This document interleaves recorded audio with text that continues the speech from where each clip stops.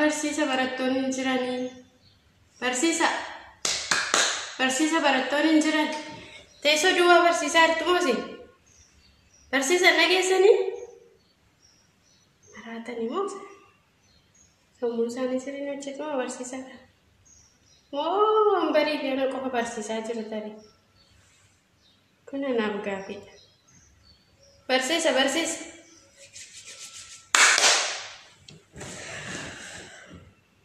Nagaan barsiisa. Irra fani bakkaataadha. Safuu bara kanaaf barsiisan namni bara kanaa sun wayyaa keessatti maraatee dhumee kan jedhan sun dhugaa jechuudha. Barsiisa barattoonni yaa'an hin jiran maal barsiisaa jirtu isin garuu? Na dhaggeeffachaas hin jiran, na dhagaas hin jiran. Maal jechuudha kuna? Ajaa'iba.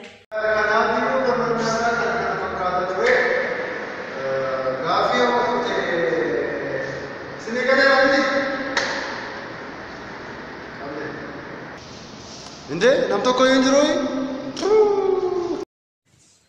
hin jiran barattoonni hin jiran anaaf teessoo barsiisaa oltan ta'an hin beeku barsiisa sinitti maan ol siyyaaman ol naa dhaga'uu diddan maal akka barsiistan immoo hin beeku anaafuu gaafii ta'e barsiisaa akkasii lammaffaa deebi'een baradhu.